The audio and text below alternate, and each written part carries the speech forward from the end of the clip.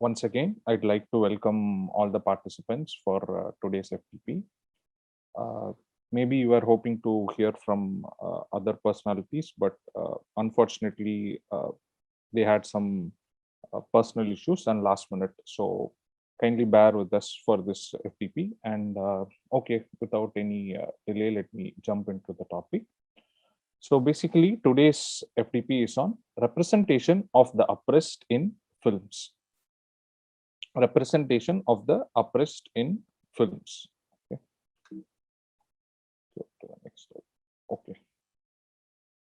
So before we'd like to go into this, I'd like to thank my supervisor, Dr. V. Nadarajan, because part of this presentation, 4 or 5 slides are from my thesis. So he was, without his help or without his guidance, I wouldn't have chosen such a topic. So I'm very thankful to him for that. Okay, before we go into today's FTP, there are a few things I'd like to clarify first from my side. So again, this is a very debatable topic and there might be multiple viewpoints. So my role here is to make you ask more questions rather than answer your questions. And again, some of you might feel that one viewpoint is right and some of you might not feel the same way. But at the end, there are different viewpoints. We have to accept that, and then that's it. Okay, we can go into today's topic. Okay, basically the presentation has been split into 2 blocks. The first block is we will talk in general about films, why we study them and how we study them. And the second part of the presentation, we will talk about the rest of the topic, that is representation of the oppressed in cinema. Okay, so these are the 2 distinct blocks that we are going to talk about today.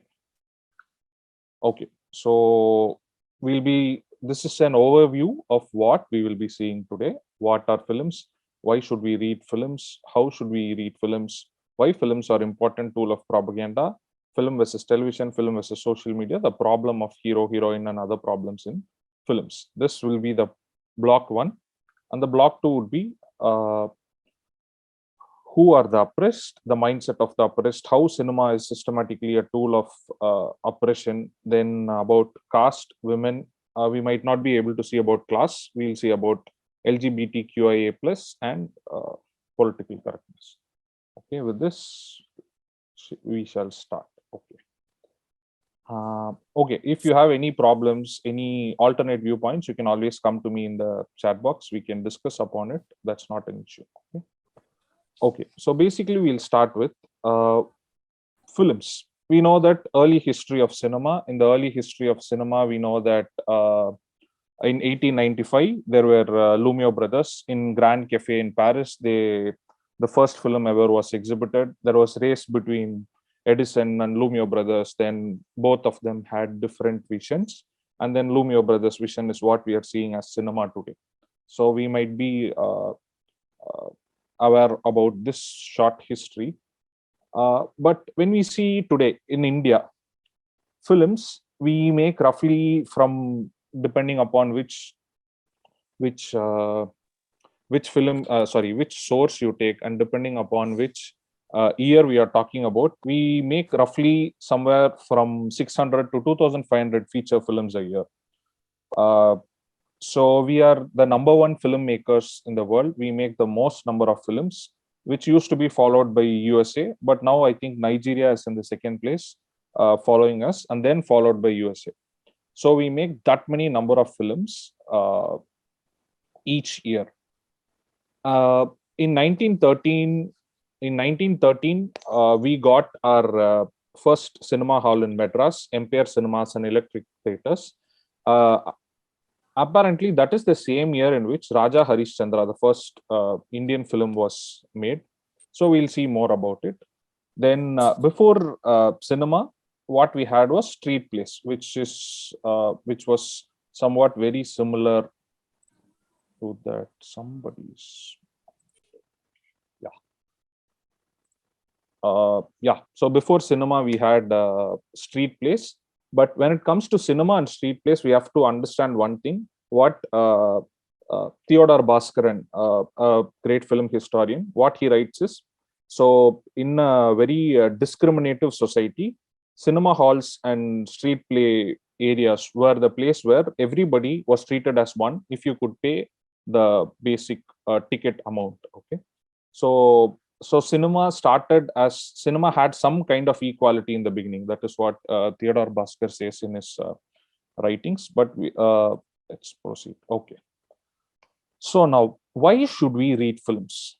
Why should we read films? When we start ourselves to ask these questions, okay, if you have some answers to this, you can post it in the chat box. Otherwise, we'll continue. Why should we read films? Why should we read films? Anybody?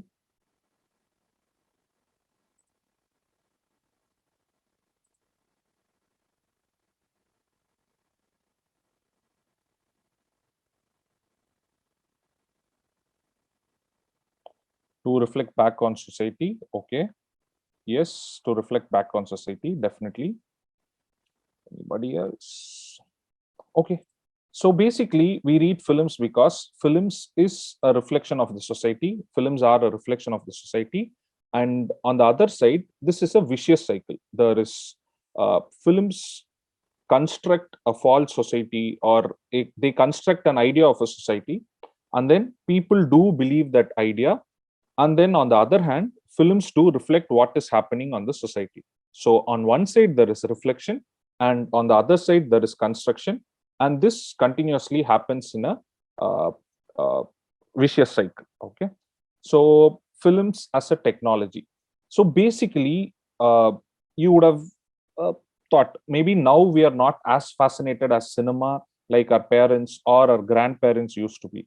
But when cinema was screened, probably you would have heard, when the arrival of the train, the movie was screened.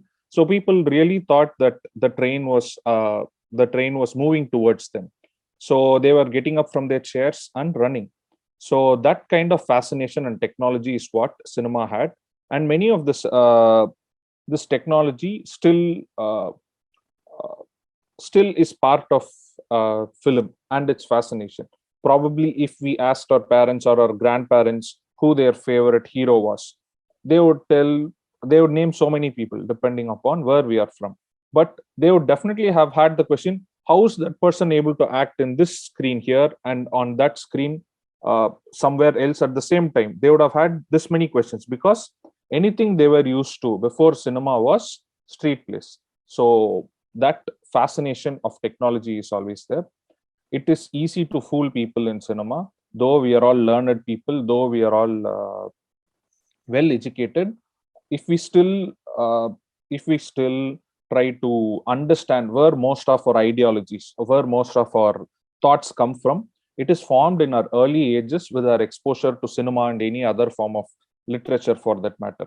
So for example, as a child, when you grow up, many of you might have had the idea of your idea of love itself would have been molded from what we see in cinema. For example, as a kid, I used to think, I used to watch a lot of Tamil movies, older movies, new movies, whatever came, especially in television. So what happened was, I used to have this idea called, okay, one person can fall in love with only one person.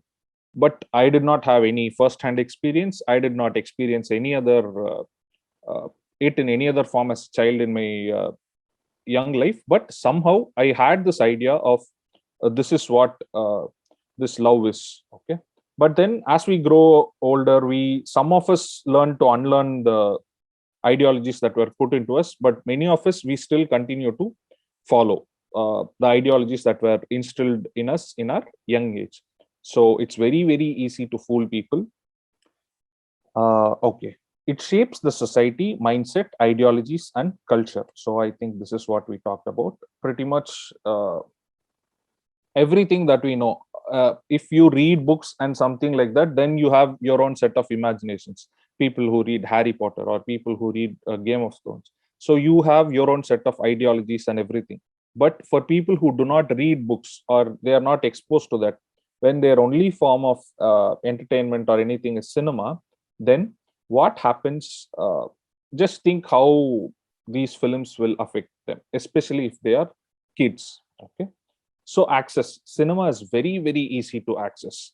Cinema is very, very easy to access, especially down south. It is even more easier to access. For example, you can compare the ticket prices. So you can see the ticket price, probably if you are somewhere in Delhi or somewhere in northern part of India, then you know that your ticket price is based upon what day you are going, what show you are seeing, how much demand it is. Pretty much like flight tickets, right? So if you go on weekdays, it will be cheaper. If you go on Saturday, Sundays, it might cost you 400, 500 bucks even for a good film. But when you come down south, you have tickets for dead cheap. Just previously, now I think the minimum ticket is 60 rupees or 50 rupees. Previously, we used to have ticket for just 10 rupees, even in the most uh, poshest cinema theaters, right? You have Luke's, you have Jazz, you have Satyam Cinemas. Even they had their first two rows uh, tickets only for 10 rupees. So somehow down south, we have intentionally managed to keep the ticket prices very, very low. And apart from that, of course, you have 24/7 access in television, which is again very cheap. And then now with mobile phones, you have almost entire access. So when you look at the day in life of a average Indian person, right? Uh, Everything is surrounded by cinema. So, for example, your ringtones, what you have in your mobile might be from something that you like. Some of you might have Kill Bill theme as your ringtones. Then, say, for example, your alarm tones might be there. Then everything you see when you walk down the street, you will see posters. When you open the internet, social media, you will see actors, their videos, and then advertising. Okay, so entire day we are bombarded by pretty much everything related to films. Then film as a propaganda machine is I would just like to name two or three examples here. You would have heard about MGR from South India, MG Ramachandran. He was the CM of Tamil Nadu. Then you would have heard about NTR, NT Ramarao. So he was also chief minister of a state for a considerable period. So if you take especially Tamil Nadu for that example, uh, just after 50s, 1950s, if you take every CM who has been in the CM post, mostly was associated with films. Just till Jayalalitha's period, till Madam Jayalalitha's period, you can see almost everybody. You had Kalaignar, you had Jayalalitha, you had MGR, you had Anna, you had these were the major chief ministers we had at that time, and everybody was, of course, exception of Kamaraj, everybody was part of cinema. That's how close cinema is to people, and that's how powerful of a propaganda machine it is. Of course, cinema tells us stories. Before cinema, we had myths, stories, and these kind of things, which is very close. Okay, I am running short of time. Okay, I'll skip this. Then you have, okay, I think we can go to the next one. Okay, answering the second question, how should we read films? So basically, there are two major viewpoints in how we read films. One is as the author intended you to. So, for example, if I am making a film, how I want you to understand this film, right? So that is the author's idea. And then there is the opposite of it. That is what you people think, irrespective of what I felt, what you people think. Okay. So that is the listener, reader, or viewer's idea. So here, Roland Barthes' essay, you would have come across this essay called The Death of the Author. The Death of the Author, which basically talks about when you look at a film or a literature or anything, just check out everything that you know about the director or what he wants to say. Whatever we interpret, pretty much that is what it means. So this is this thing. Okay, I will just a second. I would like to play this for you. So this is a director's commentary. So a director's commentary is when a director gives voiceover or they talk about their own films, right? So that is a director's commentary. only if we have a director's commentary or something like this, we will be able to understand what the director originally intended whenever they were making a scene or whenever they were making that particular part of a film, right? So, okay, let me share it. Share sound. Okay. So just tell me, can you hear this?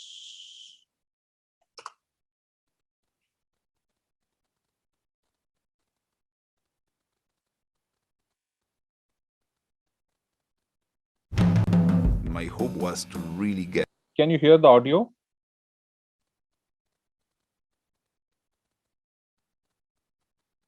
Okay. Audiences in the point of view of the character, and then put the audience in his shoes with a continuous flow of emotion and not being able to get out. Because at the end, our life is just a continuous shot. You know, we wake up in the morning, and then we are all day with a steady cam floating, and we don't escape. We don't have cut to New York raining and cut to, no, we are trapped in our own reality. Okay, so basically what the director was saying was, so he was saying that you would have seen that as a continuous steady cam shot, as in the shot starts and then it keeps on going. So generally we may think, okay, it is some kind of just a normal shot that the director has kept. But when you listen to the director's commentary, I know most of you would not have heard it clearly, but I think you would have been able to see the shots. One long take of a person walking and getting ready. So the director says, see, life is one continuous shot. Once you wake up in the morning, the entire day is like you are moving with the steady cam everywhere. So there are no cuts. There are no cuts. Suddenly you don't go to New York in a rain scene and you are standing there. No, nothing like that happens because life is continuous. So when the director gives such an explanation, then only then we will be able to understand what the author's original idea was. Otherwise, there is we can say this is what he intended and all, but then it is just like, why were the curtains red? Because the curtains were red. There is no only if we wake up Shakespeare, we'll know why the curtains were red, right? Okay, so this is one perspective, and the other perspective is that is where listeners come into play. That is listeners, viewers, readers, right? So what we think of a work. So these are the two main sorry. Okay, so these are the two main so these are the two main viewpoints that we have when we talk about films, how we can read films, right? So these are the two main viewpoints. Okay, we have Stuart Hall. Stuart Hall's reception theory, as in this is quite a interesting theory. So this talks about how different ways in which the listeners can the viewers can interpret films. So basically there are many ways. So I'll give you the shortest version. There is the dominant version, the negotiated version, and the oppositional version. So dominant version is however the author intended. Whatever I wanted to see, if you see that, that is the dominant version. The negotiated version is okay, we'll see oppositional version. Oppositional version is completely opposite to what the author intended. For example, you would have come across the book Animal Farm, right? Animal Farm by George Orwell. So when you read that book, only if you know the background of the book and everything, you can connect it with Russia, and maybe you will develop the hate that the author wants you to develop against Russia.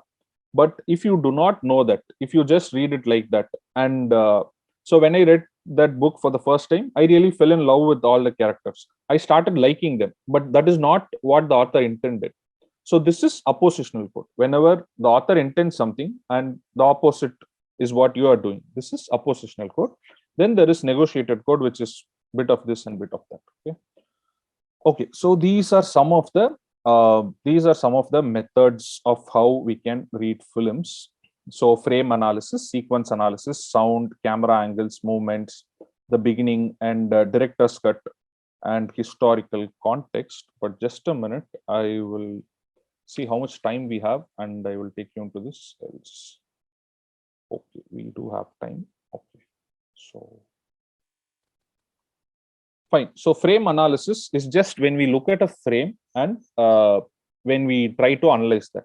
Say, for example, in your bottom right corner, there is a picture. So there is Mohanlal and there is somebody holding a mirror, and that is Aishwarya Rai, right? So this is a snap from the film Iruvar, right? So I have not seen the film, but once you look at this screen, you are able to analyze certain things. Like for example, where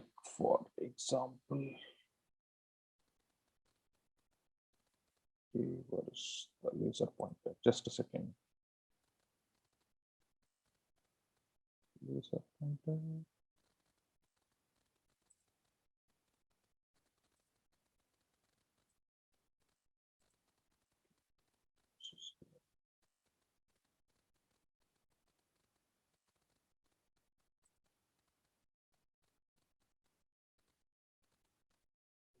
Laser pointer. Okay, fine.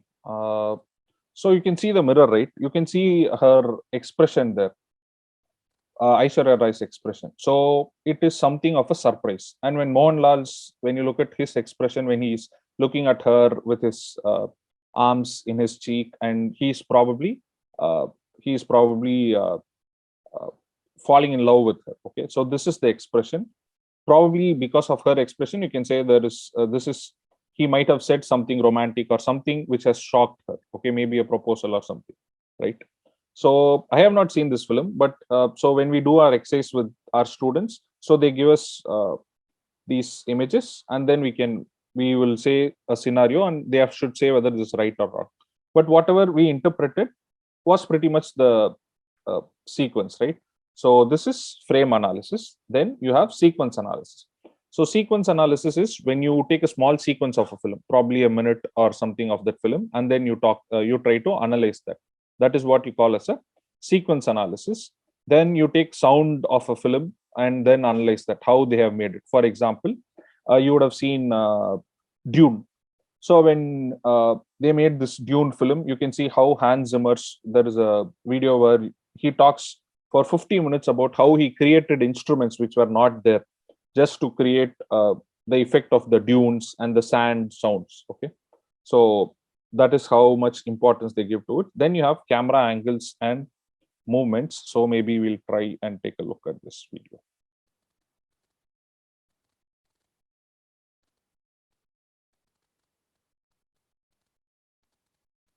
So the clip is from Shining.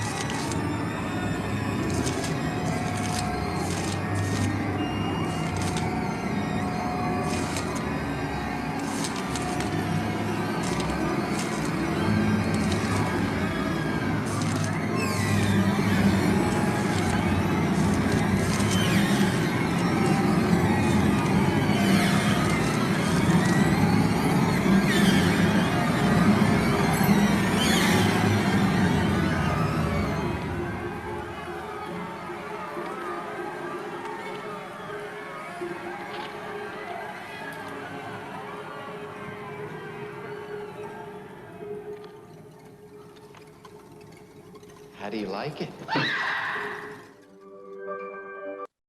So you would have seen how they had used camera angles, though there were very little camera angles in that shot. You can see how they use that expression, camera angles, and the long take for when she skips through the pages, right? So yeah, that's that. And then we can use the beginnings of movies to understand what they are doing, because beginnings are important part of movies. So this is again an important clip. Let's just go to that. Hope we have time. Hope we have time.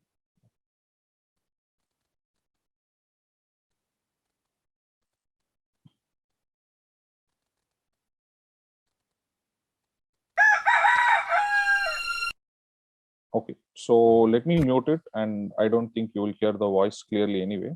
So though this is a film, you can see that it starts out like a documentary. Here they talk about the pride of the land and how this guy is uh, trying to attract the girl of their caste, and then uh, this begins almost like a documentary. So here, whenever somebody tries to love or tries to love our girl, what we'll do is we'll kill them and bury them in this no man's land. Okay, so it goes like a documentary, almost like a documentary. So yeah, that's why beginnings of films are important. We can then there is director's cut. So basically, director's cut is whenever there is a whenever there is a so there are two versions of films, right? Producers are the people who control the films. Their version is what generally comes out, because they are the ones who produce the film. But a director's cut is basically the director's vision which comes out. So for example, the recent Zack Snyder, so you would have seen his cut of the film, which was almost 3.5 4 hours long. The original film was shorter, right? So when you look at the director's cut, so director's cut is the exact vision of the director. He or she has the creative he or she has the creative okay, yeah. He or she has the creative control over the film. Then we have historical context. Okay, so when we look at films, we can look at their historical context. For example, on the top right corner, we are able to see you are able to see the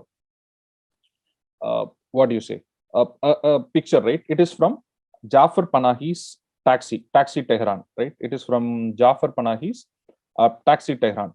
So it is his niece, basically. It is his niece. So in that film, she makes a she makes a short film. Then there are so many rules for that short film, and so on and so forth.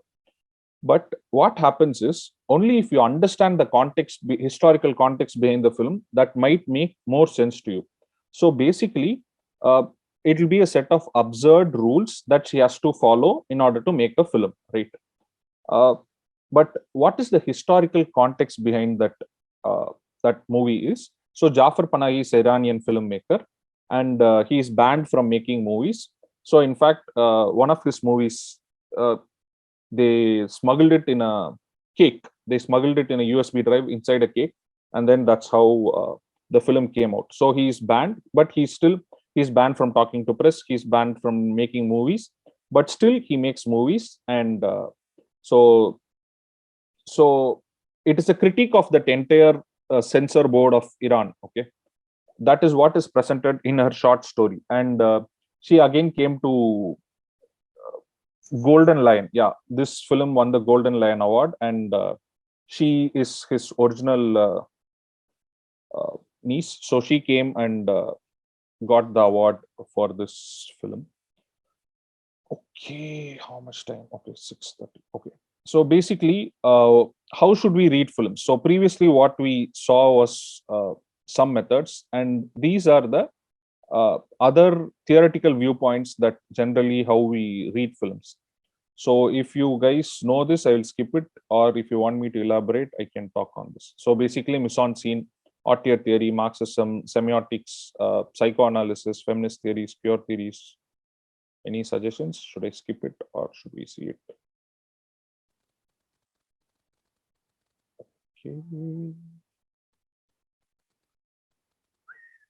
Okay, I will run through it quickly.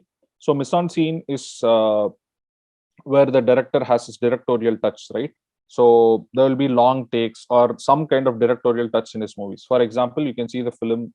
I'll give you this presentation. Maybe you can see. This is a link of the movie Andrei Rublev, where Tarkovsky has a very long shot of making a bill. Then you have auteur theory. Auteur theory is basically means the director of the film is the author of the book. He has all the controls and things like that. So Marxism, the Marxism viewpoint, it basically talks about capital, so that kind of thing in the film. So semiotics talks about visuals, mostly about visuals, so how we can make meanings out of visuals. So psychoanalysis is an interesting method to decode films, like where we use some part of psychological theories. For example, the Slovak Zizek, right, film philosophist. So you can see the film Psycho happens in 3 floors: first floor, ground floor, and basement. I forgot, like this 3 floors. So basically, he says this is id, ego, and superego. Each floor is one of the mind, right? Id, ego, and superego. So he decodes the film like that, right? So that is psychoanalysis. Then there are feminist theories, queer theories, which we can use to again dissect films. Then basically there is discourse analysis. Discourse analysis is where we take discourses, dialogues basically, and do it. Then you have CDA, critical discourse analysis. It basically deals with the same dialogues, but in a critical way. You will take a side. Discourse analysis is usually neutral. In critical discourse analysis, you will take one side, and especially the losing side, and you will talk for them. Then you have methods like visual anthropology and visual ethnography, which is used to the least extent. So visual anthropology is like you ask people to take photos. There is a study where they ask people to take photos of what reminds them of their childhood. So then they will take those photos and talk about it, or record yourself, how you see yourself. So this is visual anthropology and ethnography, which is very interesting, but very leastly used methods. Then you have quantitative methods. Then you have coding sheets. You give it to people and ask. Then you have narratology. Narratology is basically you take the narration, the story, and how it is arranged, and you talk about it. For example, the work of Morphology of Folktale, which was done by Vladimir Prop, where he took different folk tales and almost dissected them and said almost all the folk tales are made up of these things. Then you have reception studies, which we have already seen. So these are the existing methods. Are these methods enough or not? That is for us to decide. If you want something else, you can do it on your own. So check the chat box again. Explain, please. Okay, explain, please. Okay, then. So people have asked to explain. So let me. So basically, semiotics is the simplest. So this is one of. There are different methods in semiotic analysis. So most of us, when we want to do our research in films, so we would have read about the simplest form, connotative, denotative. So this means something. What is the meaning behind it? Somebody is wearing a blue coat. Why are they wearing a blue coat? There is a meaning behind it. Okay. So that is the simplest form of semiotics. Then again, different researchers in different times have had different ways in which we can do the same thing, but it is still the same basic semiotics. But what it means is something else, right? So, for example, when we look at this person, we can, to your right, when you look at that person, you can say he is in trouble because his hands are like this. Even if you don't see the cuff, you can see almost his hands are like this. So then, there is some kind of arrest involved. So from his beard and the way he looks, you can say he is a very strong and aggressive person. Then you can look at the fonts. The fonts to the bottom, it is very sharp and there is a splatter of blood on them. From this, you can say, okay, there is some death, some killing, some violence, right? So how are we able to say all this? We were able to derive meanings from what is present in the screen. That's it. So this is a simple form of semiotics.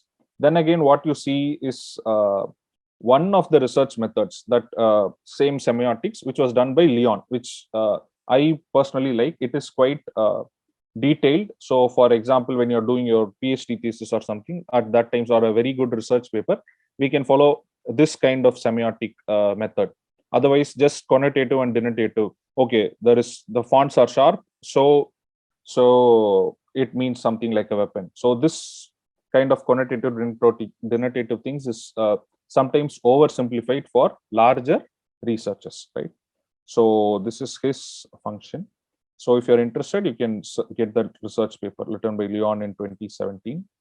So critical discourse analysis, again, there are many methods, but my favorite method is Van Dyke's approach. So there's a small book called Critical Discourse Analysis, a small essay called Critical Discourse Analysis by Van Dyke. Again, it's available freely on the internet, where he takes parliamentary speeches of Britain ministers, and he analyzes them. Okay, what happens? So for setting, where it happens. Setting is where it happens. It happens in a parliament. So then he will talk about it. So parliament is the place, a very powerful place where important discussions happen. In that stage, he's speaking like this. So something like this, right? So critical discourse analysis, as we spoke earlier, it takes a side, usually the side of the oppressed.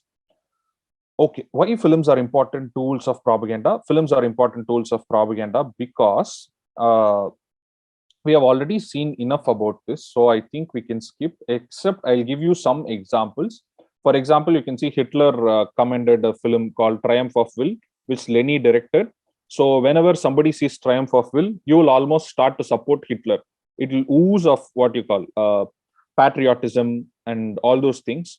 Then you know how MGR, NTR, all these people ruled over Karunanidhi, Jayalalitha, everybody who ruled over till now. You would have seen recent films like Kashmir Files and Uri, which again kindle people's emotions, but we don't know what is there. That is up to you to decide. So yeah, that's that. Politics and cinema. Okay, politics and cinema are a dangerous combo. We have to be very, very careful when both of these starts to mingle together, right? Then there is other side of propaganda. Okay, fine. So films versus television, films versus social media. So in television, it was earlier easier to find which was fiction and which was non-fiction, at least for elders. Of course, there were programs like Shaktiman where kids saw the serial and they believed it and they jumped from buildings. You would have heard those stories, especially we would have heard those stories when we were kids, right? But the issue is elders were able to differentiate, okay, this is just a serial, but this is a news. Both of these things are completely different. One is fiction, another is reality, right? But nowadays programs, especially in the name of reality shows, what we see is they call them, specifically they call them reality shows, but it is mostly scripted or at least semi-scripted.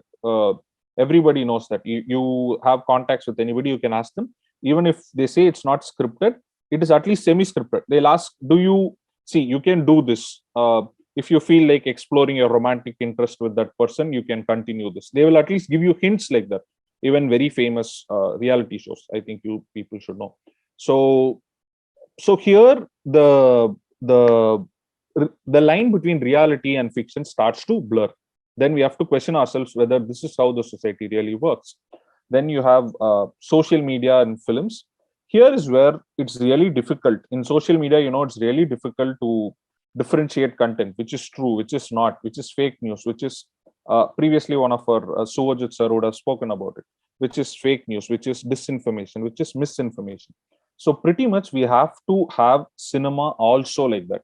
Many films might say inspired from a true story, but if you look at the true story, there is nothing related to this and that. Very few similarities at the max. For example, Air Deccan, you would have seen Sura Reporter, the film Air Deccan, but with Air Deccan's owner. Was his life like that? No. Very, very few similarities would have been there. But then again, we have to be very careful. We have to understand which is real and which is not. Okay. The problem in films. Okay, there are a lot of problems in films. Can we see this? Okay, I'll run through this quickly before we jump to the next part. Is lazy screenplay the only reason for having heroes and heroines? So basically, in everybody's life, we are our own heroes, right? We don't have one hero, and the world doesn't revolve around them. But when you look at films, there are not multiple characters. Very few films have multiple strong characters. There is only one hero or one heroine. While the world is warped around them. Then you have hero worship. Like you have one leader, one person who's in charge of everything. He will save everybody.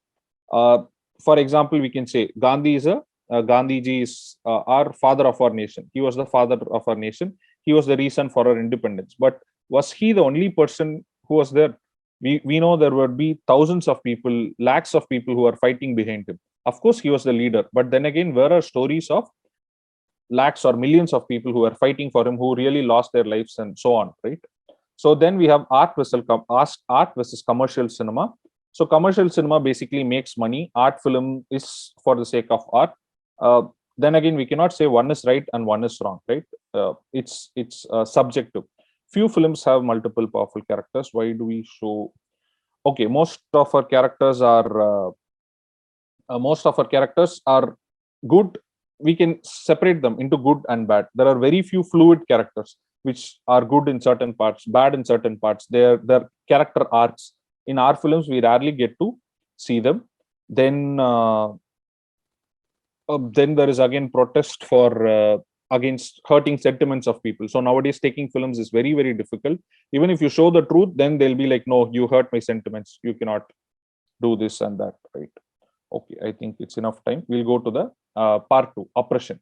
So when does oppression okay, I'll stop here for a bit. You have any questions we can ask, else we will go. We have some 15 minutes and some 15-16 slides to complete. Any clarifications or anything like that? Okay, cool. Okay, so when we talk about oppression, right? So as long as everything is equal, there is no oppression, correct? But take this picture, for example, when you are giving alms to somebody, when you are giving some kind of donation to somebody, right? Or anything. So one hand is raised and the other hand is lowered. But it is never that the hand that is lowered gives. The hand that is raised always gives.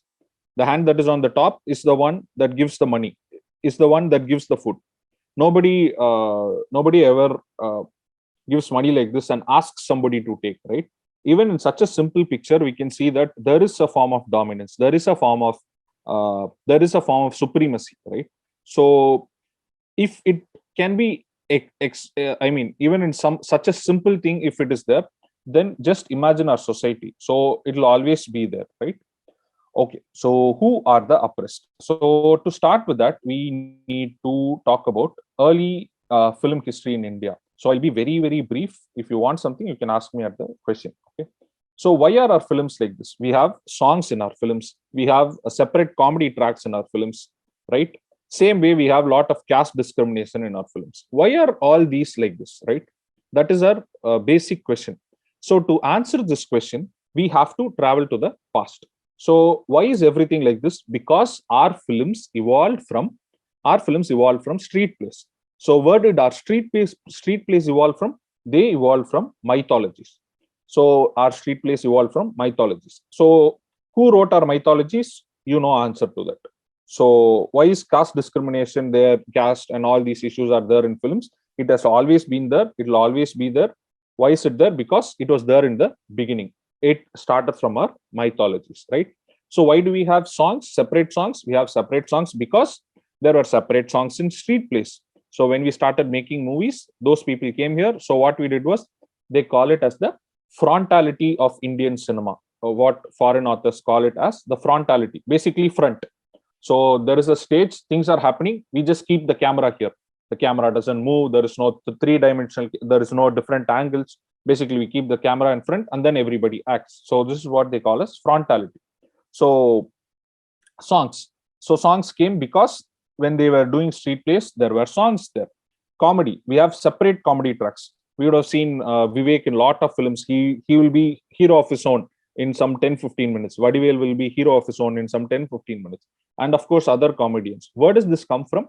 Again, it comes from street plays. Whenever there is two sections in street plays, in between that, a clown comes and he takes 5 or 10 minutes of the stage. He tells jokes and things. So basically, that is what has extended into our modern cinema.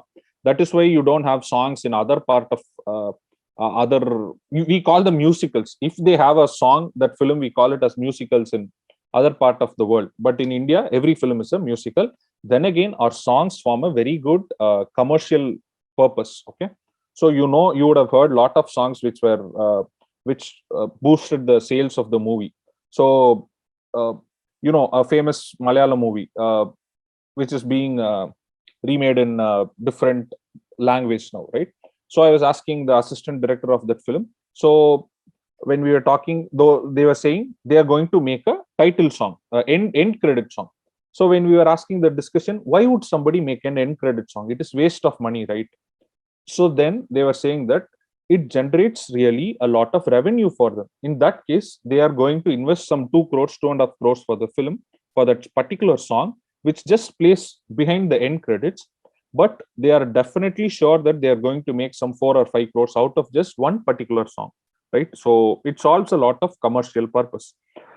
So, okay, so who are the oppressed? So basically, prolonged and cruel unjust treatment or excess of authority. So oppression is prolonged, cruel, or unjust treatment or excess of authority. So then can we say all minorities are all minorities oppressed? No, it is of course not. So what could be some examples of oppression that we see in our society today? So the so-called lower castes. So there is caste discrimination. Of course, there is caste discrimination within the caste also, even inside lower caste, even inside upper caste, it is there. Then you have religious minorities who are persecuted, again, India, abroad, everywhere. Then women, especially if you are women from a lower caste or a minority religion, then you are doubly exploited, right? That is there. Then people who cannot read, they are being exploited. Then you have oppressed. Then you have LGBTQIA plus people who really do not know what to do. It will take some time. There are improvements, of course. I will not say no, but then again, it is not enough, right? So for example, if you take the case of, we have time, okay, if we take the case of Aadhaar, right? So what is the basic two things that you need for Aadhaar? You need a phone number and you need an address, right? So just imagine, to get even a phone number, now you need Aadhaar. That is a different case, leave it. But for everything, though, despite several rulings and everything that has been happening, you know that you need this Aadhaar card. Without that, you cannot survive, right? So it is used even for the most basic purposes, even the most basic government scheme. If you have to buy a motorcycle, you have to have Aadhaar. You have to show them the proof. Only then you can do that. But this is higher level. But for any scheme to reach the poor, you need this. Just think about the 13 or 15% of the people in India who are in lakhs probably, or even crores, who do not have access to Aadhaar, who do not have a proper permanent address. There are migrant laborers who have address in their hometown. That is there. But think about people who do not have homes. So what do? So already they are marginalized of the marginalized. They are in the brim of marginalization. And then you bring something like this. So how are they going to get access to further government helps? So it is going to be really difficult for them. For example, in Malaysia, there is this thing called MyCat. Basically, it's like Aadhaar for Indians there. Without that, you cannot have education. Without that, you cannot have.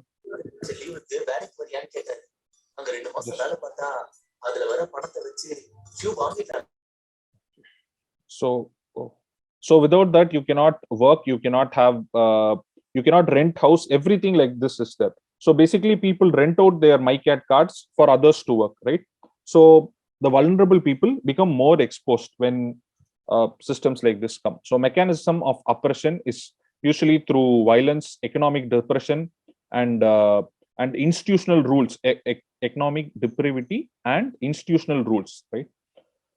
Okay, so how is cinema systemically used as a, okay, I will skip this. Okay, how is cinema systemically used as a tool of oppression?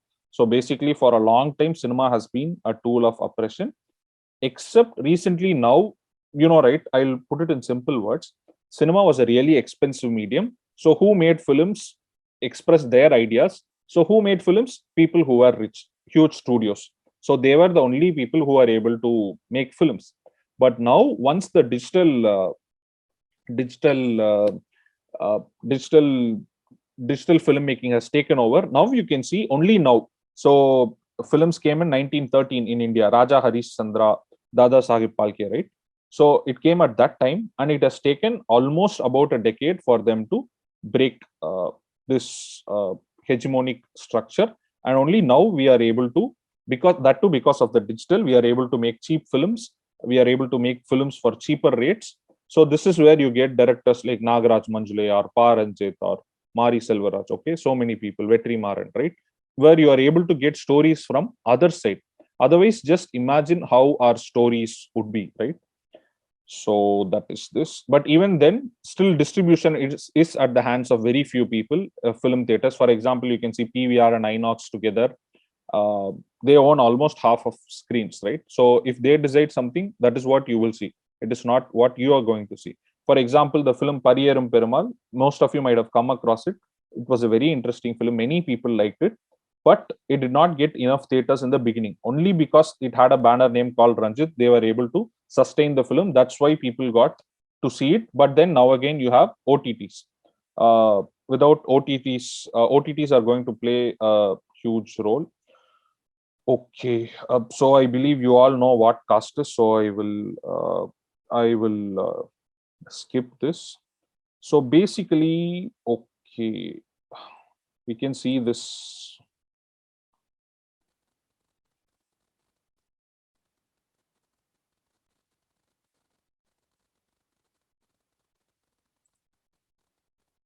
Just for a second.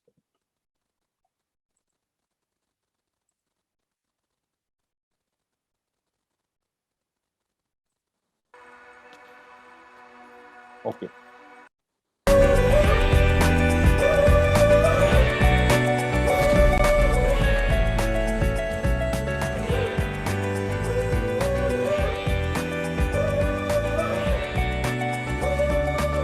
So this is where semiotics comes into play, right? So why is the dog blue in color? Till now, if you see in the entire film, Karupi, the dog will be only in black in color.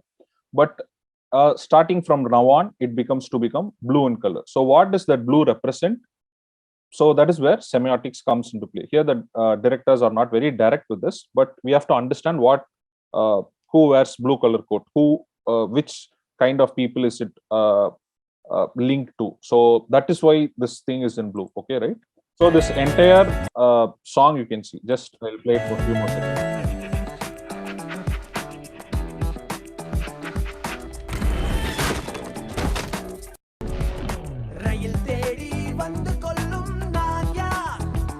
So train comes and hits me. Who am I? Maybe for people who don't understand this, I'll just say that. Who am I? Who hangs in all the different trees?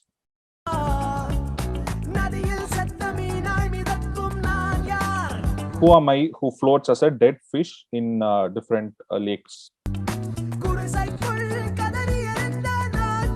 Who am I? Who burnt and cried and died within huts? So this is specifically related to a caste-related burning incident which happened in Tamil Nadu.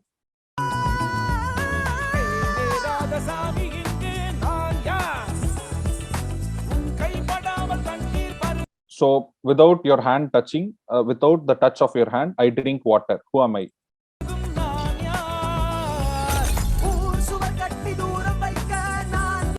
You build a wall and keep me outside my town. Who am I? Who am I? Who holds my breath inside inside a drainage? Okay. So can anybody say who or what are they referring to in the chat box if you are interested? Okay.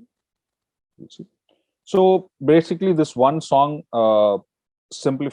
represents the entire caste problem this that happens. So okay, so I will cut down with the clips as we have only 10 minutes. So I'll give you the presentation. If you're interested, you can watch those clips, right? So what are the different ways in which caste is expressed in films, right? So when we look at that, so I this was from a set of films that represented caste from 2000 to 2020, and uh, these were some of the factors that came up when we analyzed those things, like caste stereotypes, caste and unequal justice, basically Vedic justice. So a person from upper caste, they will not get any issues, but person from a lower caste, they will be severely punished. You would have seen Article 15. So what happens in Article 15? Why does that girl get punished, raped, and why does she get killed? Because she asked for a raise of some minor 1 or 2 5 rupees, I think. I'm not sure. So caste narratives. So basically, we'll talk about that. So caste geography. Geography itself tells about a particular caste. You don't have to explicitly say it, right? So caste hegemonies, caste and land ownership, these are some of the factors, right? So this might not be relevant to us. So you can see in this, to your left, you can see 2B, this one, right? 2B, that is, where's the pointer? Just a second.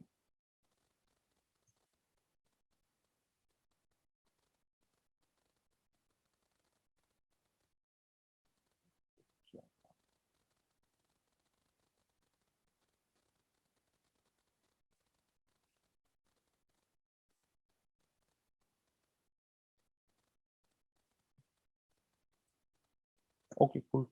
So the 2B, you can see some caste rituals being performed in the fourth box to your left, right? So this is a separate film, and you can see a separate film here. Again, you can see 4B, that is fourth box, second column in your left side, in the under the column called Sandakoli. So you can see the same ritual. Both are different films. They came at least 5-10 years afterwards, but you can see when they talk about that particular caste, they show their ritual, they show their sport, which is silambam, a stick, twirling stick, right? So they talk about all, they talk about, okay, they talk about all these things. Then again, you have some associations in the background. You will see statues, you will see pictures. Here, for example, behind Kamala Hassan, you can see a portrait of Bhagat Singh, right? So you will be able to see references like that behind. Usually, you can see also, just a second, I'll show some other. Yeah, here you can see Pasaman Muthuramalinga. You can see him. Then you have Subhash Chandra Bose. Then apparently you can see even a Britisher when we talk about this particular caste. You can see, where is Penny Quick? Just a second. Show you. Yeah, you can see 4B in this banner to your left side. Second column and fourth. If you look closely, you can see Benny Quick's photo. So a picture in the banner. So he was a person, he was a Britisher. Somehow this caste has associated itself with him, right? So these are some of the ways in which you can see caste, how it is explored and all. So okay, I will not spend long time here because we'll not have enough time. Already we don't have enough time. Just give me a couple of minutes, I'll finish, right? So basically, how all is caste expressed in films? So treatment of women, they are the ones who protect the women, they are the ones who control the women. Then religion and superstition is closely linked with caste. Then heroism. So there will be a sidekick who always has to be down for them to show the hero as a very powerful person. Then he's very brave. Then he'll come every 5 minutes, he'll come and give WhatsApp status. He'll say, women should be like this, they should be inside their house, they should wear saris, okay, like that. Then visual identifiers. So you can see what kind of vehicle a particular person from a different caste drives, especially if you see a series of films on the same caste, you will be able to understand. Then of course there is caste and camera grammar. So when they show a person from each caste, how it is done, right? So again, there are background deities, pictures, banners, their traditions, how their functions happen. Okay, then the food architecture of a place. For example, if you see the houses, you will be able to say which kind of a caste it is, right? So these are some of the identifiers that we have. So basically, when caste is shown in films, it's either generic, which is normal, overt, you can identify outwardly, then covert, which you cannot identify. So one thing that we have to see is basically a film will look as though it's a casteless film. But when you look at it closely, there will be many identifiers of caste, especially films that happen in villages. Then there is something called residual caste. I'll talk about it. So then there are inactives. Inactives are whenever you show people of a lower caste, basically they'll get hit. Everything will happen, but nothing will be there. They'll just be standing. They will not even raise a hand to save themselves. So this kind of issues happen. So you can see this guy to your right, Vela Ramamurthy. So he has been typecast as a particular person from a particular caste. So in any film he now comes, you can be sure there is polygamy. He would have married two people. Both of them would be sisters. There will definitely be a scene where he eats goat meat and talks about the bones of mutton bones. Then he would have a huge mustache and he'd be twirling it. Then there will be scenes of bull taming and the sport of twirling sticks, silamba, right? Any film that he comes, right? I think one film got released recently also. Any film that you see this guy in, this will happen.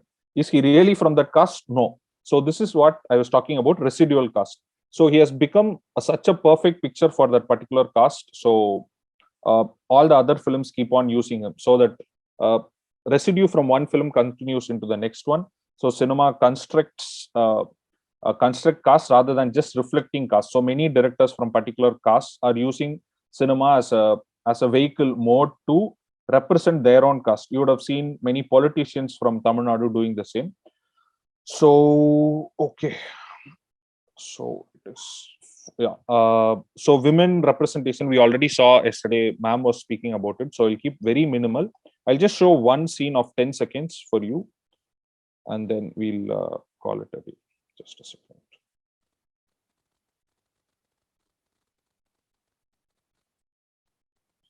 So this is from the film Kala. You can see, you would have generally seen how women are represented, which can be a change. Okay.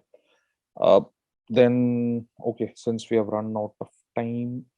Okay, when we talk about LGBTQ, you can see films like Peranbu, Super Deluxe, where you have some kind of positive representation of LGBTQ people, where he finally, in Peranbu, he ends up marrying a transgender person. In Super Deluxe, you can see Vijay Sethupathi playing a not a typical stereotypical role of a transgender. But then again, and also in the film Pavakadigal anthology, you can see Tangam's character being somewhat okay. But then again, for one or two films that you have like this, you have hundreds of films which make fun of them. For example, in the top, you can see the picture of from Parathiviran, where there is an entire song making mockery of them. Then you can see Badai Do film. I don't know that you would have understood what kind when you look at those films, what is happening. So LGBTQ films have very poor representation, basically because of diversity and because of acceptance.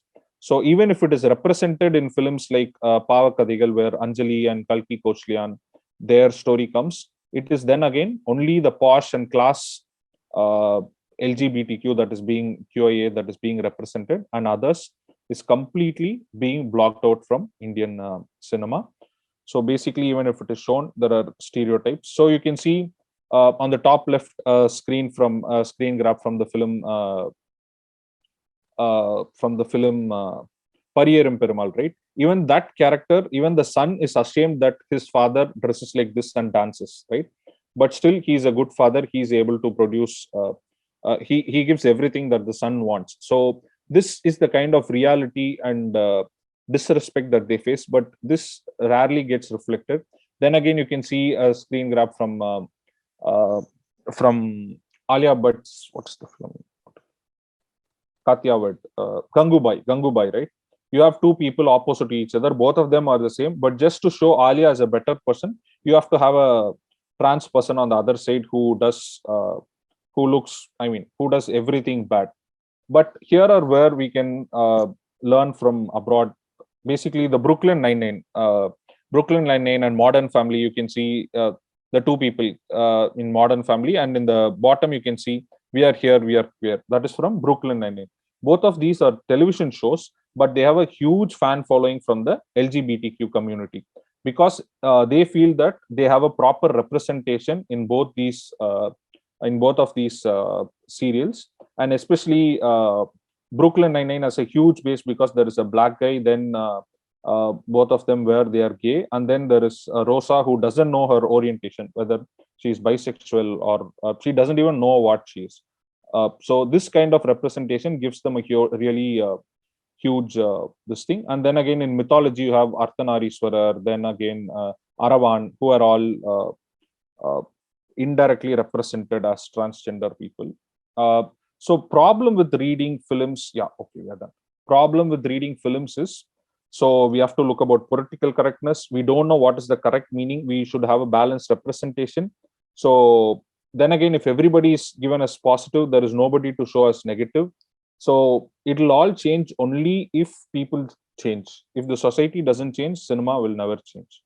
So these are some of the books that I used for reference. And then finally, if you are neutral in situations of injustice, you have chosen the side of the oppressor. If an elephant has its foot on the tail of a mouse and you say that you are neutral, the mouse will not appreciate your neutrality. Desmond Tutu, who fought for anti-apartheid in Africa, right? Yeah, thank you. If you have any questions, you can post it in chat box. Sir, there's a question for you in chat box.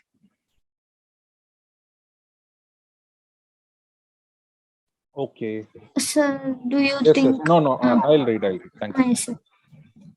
Do you think that techniques used in film production should be more advanced to increase the influence in international market?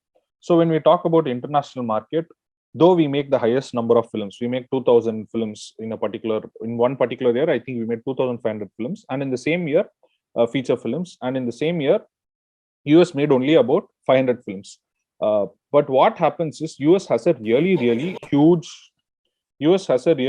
huge market where they make a lot of money. Even if they make less films, they make 10 to 100 times more money than us when it comes to films. So whatever we do, we'll never be able to compete with them because our films are very cheap. We pay very little to view our films. We don't pay as much as people in US, or we don't make that much money from our films. Though